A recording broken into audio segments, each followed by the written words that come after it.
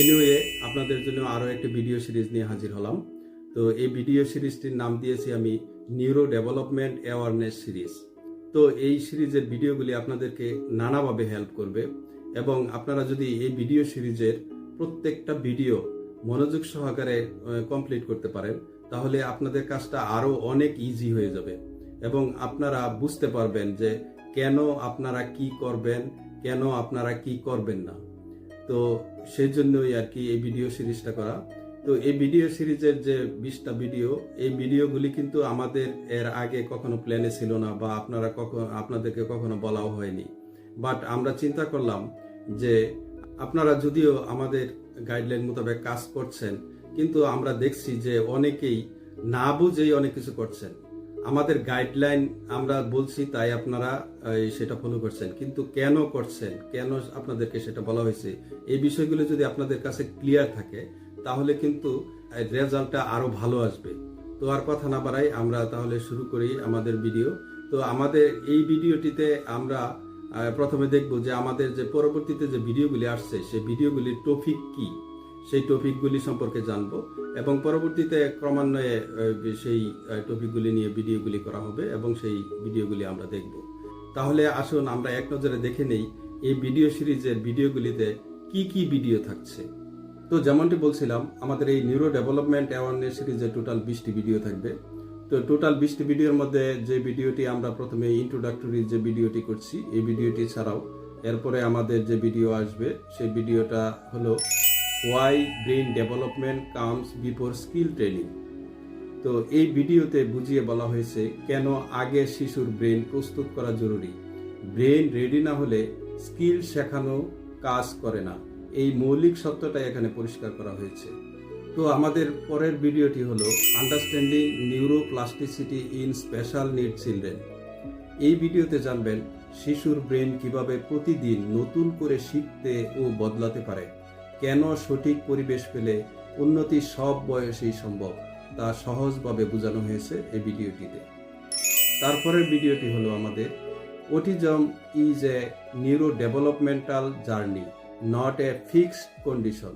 এখানে বলা হয়েছে অটিজম কেন স্ট্যাটিক অবস্থান নয়, এটি একটি চলমান নিউরো ডেভেলপমেন্টাল জার্নি যেখানে উন্নতির দরজা সব সময় খোলা থাকে।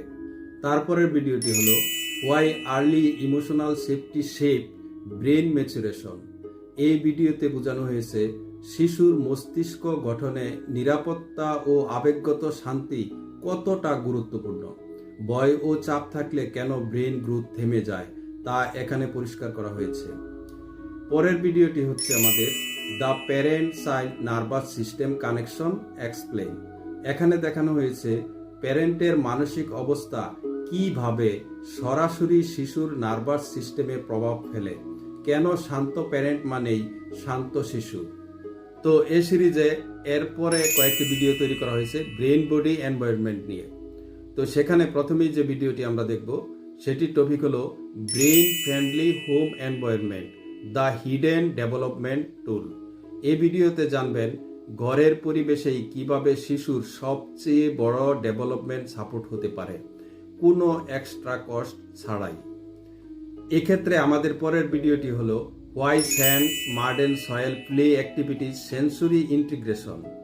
তো এখানে বোঝানো হয়েছে বালি কাদামাটিতে খেলাই কেন শিশুর সেন্সরি প্রসেসিং ও ব্রেন কানেকশন জাগিয়ে তোলে। নেক্সট আমরা যে ভিডিওটি দেখব এক্ষেত্রে সেটি হলো sunlight movement and brain oxygenation what parent miss. এই ভিডিওতে আলোচনা করা হয়েছে রোদ, নাড়াচড়া ও ফ্রি মুভমেন্ট কিভাবে ব্রেনের অক্সিজেন ফ্লো বাড়ায়, যা অনেক সময় আমরা গুরুত্ব দেই না। তারপরের ভিডিওটি হলো structured routine and executive function development নিয়ে। এখানে দেখানো হয়েছে সিম্পল রুটিন কিভাবে শিশুর মনোযোগ, সিদ্ধান্ত নেওয়া ও আত্মনিয়ন্ত্রণ ক্ষমতা গড়ে তোলে। এক্ষেত্রে তারপরের ভিডিওটি হলো why over stimulation blocks cognitive engagement. অর্থাৎ এই ভিডিওতে ব্যাখ্যা করা হয়েছে অতিরিক্ত স্ক্রিন, শব্দ বা চাপ কিভাবে শিশুর শেখার ক্ষমতা ব্লক করে দেয়। তো এই সিরিজে এরপরে কিছু ভিডিও তৈরি করা হয়েছে গার্ড ব্রেন এবং লাইফস্টাইল নিয়ে। তো সেখানে প্রথমেই আমরা যে ভিডিওটি দেখব সেটি হলো brain gut connection, why food is neurological information.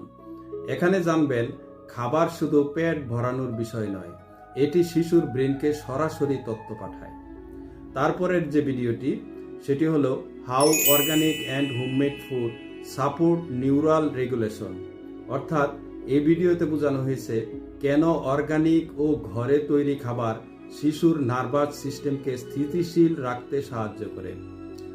তো নেক্সট যে ভিডিওটি দেখব এক্ষেত্রে আমরা সেটির টপিক হলো stress reduced feeding and emotional regulation in children.